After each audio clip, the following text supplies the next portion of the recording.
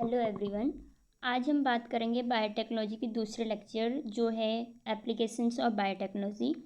कल हमने बात करी थी बेसिक्स ऑफ बायोटेक्नोलॉजी, जिसमें हमने बात करा था डेफिनेशन, एप्लीकेशंस, जिस एप्लीकेशन में हमने बात करा था बायोटेक इन एग्रीकल्चर, ठीक है। और हमने प्रिंसिपल्स के बारे में बात कर लिया था। आज हम बात करेंगे बायोटेक इन मेडिसिन, जिसमें पहला आता है इंसुलिन, दूसरा जीन थेरेपी, तीसरा स्टेम सेल्स और चौथा आता है मॉलिक्यूलर डायग्नोसिस, ठीक है। पहला हम इंसुलिन के बारे में बात करेंगे।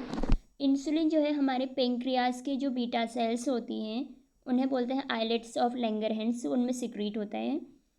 ये जो है हमारे ब्लड के शुगर लेवल को कंट्रोल करता है, ठीक है। अगर इंसुलिन की कमी होगी हमारी बॉडी में तो क्या होगा, हमारे ब्लड में शुगर का लेवल बढ़ जाएगा।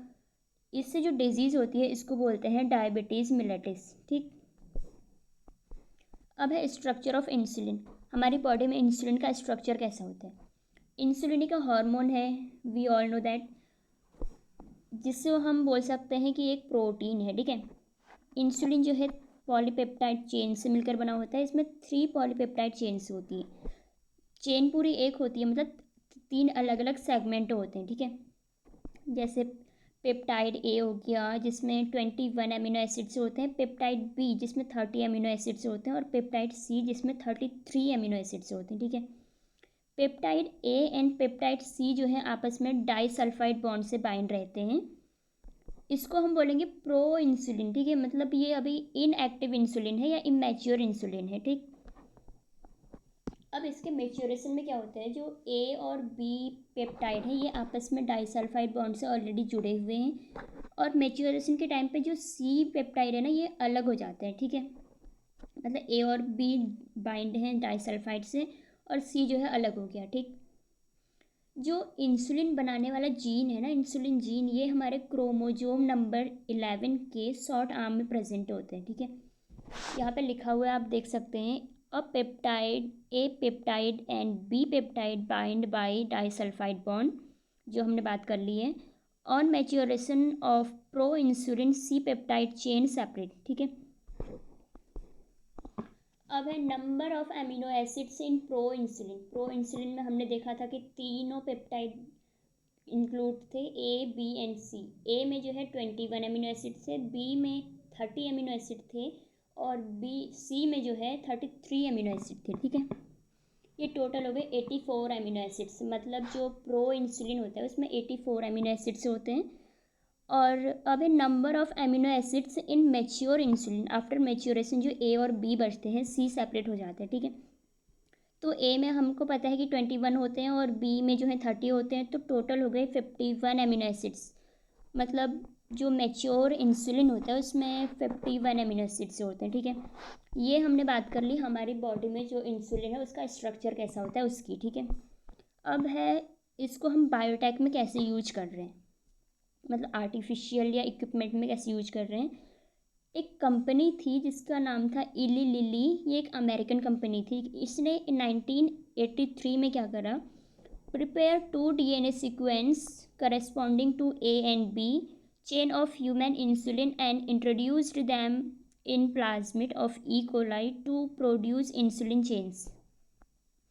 Chain A and B were produced separately, extract and combined by creating disulfide bond to form human insulin. Human insulin that is called humulin, ठीक है। इसको हम आसान भाषा में समझते हैं डायग्राम के थ्रू। लिली जो कंपनी थी इसने क्या करा, एक ह्यूमन सेल में जो ए पेप्टाइड बनाने वाला, ए और बी पेप्टाइड बनाने वाला जो जीन था, ए पेप्टाइड को बनाएगा, ए जीन बनाएगा और बी को जो है बी जीन बनाएगा, ठीक है। तो इसने ए और बी को सेपरेट करा, आइसोलेट करा ह्यूमन सेल से, ठीक है। हम अभी ए को देख लेते हैं। इसने क्या करा, ह्यूमन सेल है इससे जो है ए जीन को निकाल लिया, ठीक। और जो ई कोलाई है उससे प्लाज्मिड को निकाल लिया, जो एज अ व्हीकल काम करता है, ठीक है। एज अ वेक्टर या व्हीकल काम करता है। इसने क्या करा, जो ए जीन है और जो प्लाज्मिड है ई कोलाई का, इसने इसका रिकॉम्बिनेंट बना दिया, ठीक है। मतलब अब जो है ये रिकॉम्बिनेंट प्लाज्मिड है, इसमें ए जीन भी प्रेजेंट है, ठीक है। इसको इसने दोबारा जो है ई कोलाई में इंट्रोड्यूस कराया, ठीक है। अब ये इसमें रेप्लिकेट करेगा, जैसे ये जीन है, ए जीन, ये एक डीएनए है, ठीक है। डीएनए से आरएनए बनेगा, आरएनए से प्रोटीन बनेगा। अब जो ये प्रोटीन बनेगा ना, ये जो है ए पेप्टाइड बनेगा, ठीक है। ई कोलाई में ये ए पेप्टाइड बनेगा। ऐसे ही जो है बी जीन का भी करा, बी जीन आइसोलेट करा, उसको वहाँ ई कोलाई से प्लाज्मिड लिया और उसका रिकॉम्बिनेंट बनाया, फिर उसको ई कोलाई में इंट्रोड्यूस कराया, ऐसे ही बी पेप्टाइड फॉर्म करा, ठीक है। अब ए और बी हमको यहाँ पे मिल चुके हैं, तो इलिली ने क्या करा, जो ए और बी हैं इनको जो है आर्टिफिशियली डाइसल्फाइड बॉन्ड से बाइंड करा, ठीक है। ह्यूमन इंसुलिन तब तैयार हुआ, जिसको हम बोलेंगे ह्यूमुलिन, ठीक है। अब ये जो इंसुलिन बना, जैसे डायबिटीज़ के कोई पेशेंट हैं उनमें इंजेक्ट किया, आर्टिफिशियली जो इंसुलिन है उसको इंजेक्ट करा, ठीक है। जो डायबिटीज़ की बीमारी है, जो शुगर लेवल हाई होने की डिजीज़ है, उसको इनक्योर करने के लिए, ठीक है। दूसरा आता है gene therapy. Gene therapy is a collection of methods that allow correction of a gene defect that has been diagnosed in a child और एम्ब्रियो। जीन थेरेपी एक कलेक्शन ऑफ मेथड्स है जो अलाउ करते हैं जो डिफेक्टिव जीन है child में या फिर एम्ब्रियो में, जो डिफेक्टिव जीन है उनको करेक्शन करने के लिए, ठीक है। मतलब उनको सही करने के लिए या उनको रिप्लेस किया जीन, उसमें जो जीन खराब था उसको रिप्लेस करा, जो अच्छा वाला जीन था उसको डाल के, ठीक है, उसको इंट्रोड्यूस कराया उसमें। Here gene are inserted into a person cell or tissue to treat the disease. मतलब जो मैंने बात कर ली है, इसमें जीन को इंसर्ट कराया पर्सन के सेल में या उसके टिश्यू में, जो जीन वहाँ पे डिफेक्टिव था उसको रिप्लेस करा, मतलब, ठीक है। जो फर्स्ट क्लिनिकल जीन थेरेपी है, इसका जो यूज हुआ था, इसका जो एक्सपेरिमेंट हुआ था या ट्रीटमेंट किया था, ये 1990 में करा था। एक 4 ईयर ओल्ड लड़की थी जो जो है जो जूझ रही थी एडिनोसिन डीएमाइन डेफिशिएंसी से, ठीक है, एडीए डेफिशिएंसी। जो एडीए एंजाइम होता है ना, ये हमारे बॉडी में जो है इम्यून सिस्टम को फंक्शन कराने के लिए उनको इनिशिएट करता है या उनके लिए रिस्पॉन्सिबल होता है इम्यून सिस्टम के लिए, ठीक है। Disorder is cause due to deletion of ADA gene. अब जो एडीए एंजाइम है, इसको बनाने के लिए कोई एक जीन होगा, तो ये उस लड़की में नहीं बन रहा था, इसकी डेफिशिएंसी हो गई थी, मतलब उसमें जो है एडीए जीन ही डिलीट हो गया था, उसमें कुछ डिफेक्टिव हो गया था, ठीक है। इससे जो इसको डिजीज़ हुई थी, इसको बोलते हैं SCID, severe combined immuno deficiency syndrome, ठीक। अब इसको क्योर करने के लिए क्या करा जाता है, या तो बोन मैरो ट्रांसप्लांट करा जाएगा, मतलब जो बोन मैरो में सेल होंगी उनमें वो जीन होगा जो एडीए एंजाइम को बना रहा है, तो वो जीन अगर ख़राब हो गई तो बोन मैरो का ही ट्रांसप्लांटेशन करा जाएगा। या फिर दूसरा है एंजाइम रिप्लेसमेंट थेरेपी, उस एंजाइम को किसी दूसरे जीन से या दूसरे एंजाइम से जो है रिप्लेसमेंट किया जाएगा, ठीक है। ये जो है जो ओल्ड पर्सन होते हैं उनमें ये मतलब परमानेंटली क्योर नहीं है, ठीक है।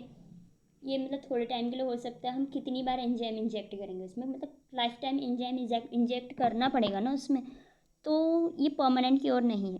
इसका बेस्ट रिजल्ट हमें कब मिलता है, जब हम एम्ब्रियोनिक स्टेज के टाइम पे, मतलब जब बच्चा जो है माँ के पेट में 1-2 महीने का भी नहीं, मतलब 1 महीने का मान के चलते, 1 महीने का होता है, तो उस टाइम पे हम अगर एंजाइम रिप्लेसमेंट कर दें या उस जीन को निकाल के वहाँ पे दूसरा जीन इंट्रोड्यूस करा दें, उस टाइम पे अगर ये हो गया तो ये बेस्ट रिजल्ट देता है, मतलब ये परमानेंटली वो हमेशा के लिए सर्वाइव अच्छे से कर सकता है और डिजीज़ ख़त्म हो जाएगी, ठीक है।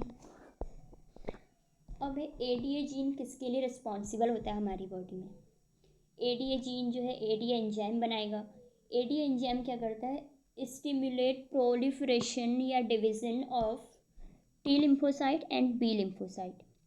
टी लिम्फोसाइट क्या करता है, CMI cell mediated immune, T lymphocyte जो है सेल मीडिएटेड इम्यून को बनाता है, और बी लिम्फोसाइट जो है AMI एंटीबॉडी मीडिएटेड इम्यून को बनाता है, ठीक है।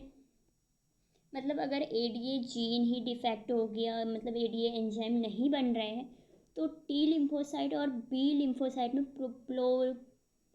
प्रोलिफरेशन डिवीज़न नहीं हो पाएगा, मतलब इम्यून सिस्टम काम नहीं करेगा। ठीक है। अब इसका टेस्ट कैसे करें, मतलब हम कैसे पता लगाएं कि कोई ह्यूमन है या कोई पर्सन है वो इस डिजीज़ से जूझ रहे हैं। तो इसके लिए होता है एडीए टेस्ट। एडीए टेस्ट में क्या करा जाता है, हमारी बॉडी से, ह्यूमन बॉडी से या पेशेंट की बॉडी से फ्लूइड लिया जाता है, फ्लूइड टेस्ट करा जाता है। ठीक है। फर्स्ट है fluid from pleura membrane, pleura membrane से फ्लूइड लिया जाता है। दूसरा है सेरिब्रोस्पाइनल फ्लूइड, मतलब हमारे ब्रेन से जो है इस फ्लूइड लिया जाता है। तीसरा है peritoneal fluid obtain from abdomen, हमारे एब्डोमेन से जो है पेरिटोनियल फ्लूइड ऑब्टेन किया जाता है। इनका टेस्ट करा जाता है, तब हमें पता चलता है कि एडीए डेफिशिएंसी है या फिर नहीं है। ठीक है। अब हम तीसरा है स्टेम सेल्स। स्टेम सेल क्या होती हैं? A stem cell is a cell with the unique ability to develop into specialised cell types in a body. एक स्टेम सेल वह सेल है जो एक सिंगल सेल में एबिलिटी होती है वो डिफरेंट सेल बना सके, डिफरेंट स्पेशल सेल जो है बना सके। ठीक है। In the future, they may be used to replace cell and tissue that have been damaged or lost due to disease. ये हेल्प करते हैं या हम स्टेम सेल से रिप्लेस करते हैं किसी सेल को, किसी टिश्यू को जो कि किसी डिजीज़ के कारण डैमेज हो गई है। ठीक है। स्टेम सेल फॉर्म जो स्टेम सेल से होती है ब्लास्टोलिस्ट के टाइम पे या फिर अम्बिलिकल कॉर्ड के टाइम पे बन जाती है। अम्बिलिकल कॉर्ड हम बोलते हैं connect the baby to the mother's placenta, जो प्लेसेंटा से बेबी को कनेक्ट करता है हम बोलते हैं अम्बिलिकल कॉर्ड। ठीक है। उस टाइम पे या ब्लास्टोसिस्ट के टाइम पे स्टेम सेल्स तैयार हो जाती हैं, बन जाती हैं। ठीक है। The stem cell divide into more stem cells और can become any type of cell in the body. जो स्टेम सेल्स होती हैं वो ज़्यादा स्टेम सेल्स में डिवाइड हो सकती हैं या फिर any type of cell in the body वो बना सकती है। उनकी जो ये एबिलिटी होती है, उनकी जो फिनोमिना होता है, इसको बोलते हैं प्लूरोपोटेंसी। ठीक। अब इसकी कुछ मतलब जो स्टेम सेल है वो मेनली जो है कौन कौन से सेल बना सकती है, जैसे कार्डिक सेल हो गया, आरबीसी हो गया, न्यूरॉन हो गया, एपिथेलियल सेल हो गया, बोन सेल हो गया, फैट सेल हो गया। जैसे अगर फॉर एग्जांपल बोले तो किसी का लीवर जो है इन्फेक्ट हो गया, ठीक है, डैमेज हो गया, तो हम क्या करेंगे वहाँ पे, या उसका आरबीसी डैमेज हो गया या उसकी कोई एपिथेलियल सेल डैमेज हो गई, ठीक है, वहाँ पे हम स्टेम सेल को इंट्रोड्यूस कराएंगे तो वो as a epithelial cell work करने लगेगी। ठीक है। तो ये है application in medicine, biotech application in medicine. इसमें बचता है लास्ट जो है एलिसा टेस्ट, मतलब मॉलिक्यूलर डायग्नोसिस, जिसमें आता है एलाइसा टेस्ट, जिसके बारे में हम नेक्स्ट वीडियो में बात करेंगे।